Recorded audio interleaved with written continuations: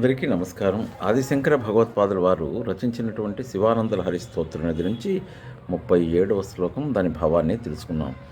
ఆమ్నాయాంబుది మాదరేణ సుమనస్సంఘా సముజ్జన్మనో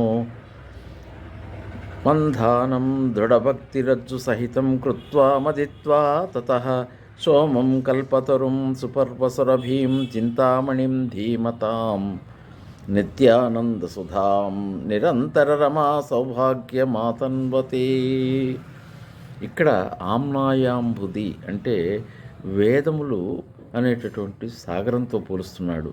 క్షీరసాగర మదనంలో దేవతలు రాక్షసులు కలిసి మందర పర్వతంతో దానికి వాసుకి అనేటటువంటి సర్పాన్ని తాడుగా చుట్టి చిలికితే అందులో నుంచి చంద్రుడు ఆవిర్భవించాడు. కల్పవృక్షం వచ్చింది, కామధేను వచ్చింది, చింతామణి వచ్చింది, అలాగే లక్ష్మీదేవి అమృతం కూడా వచ్చింది. అటువంటి అన్ని ఫలితాలను పొందాడు కదా. ఈ వేదాలు అనేటటువంటివి నిరంతరము వల్లెవేస్తూ ఉండాలి. ఈ వేదాలను బుద్ధి కలిగినటువంటి వారు గురువుల యొక్క అనుగ్రహం చేత వారు చెప్పిన మార్గంలో శాస్త్రాలను మథనం చేసి, అంటే అధ్యయనం చేసి ఆలోచించినట్లయితే ఆ శాస్త్రాల్లో ఉన్నటువంటి సారం అనంతం అండి. శాస్త్రాలు అనంతం, ఆయు వచ్చి అల్పం.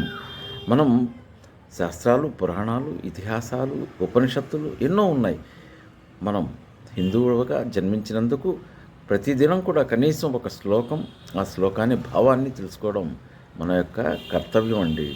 కాబట్టి సుమనస్సులైనటువంటి వారు, సుమనస్సులు అంటే దేవతలని వస్తుంది, మంచి మనస్సు కలిగినటువంటి వారు అని వస్తుంది.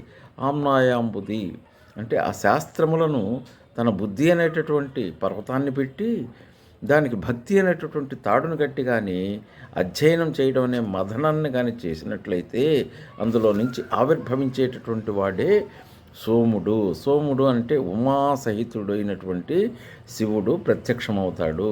ఆయనే కల్పతరువు, ఆయనే కామధేనువు, చింతామణి అన్నీ కూడా ఆయనే అనమాట.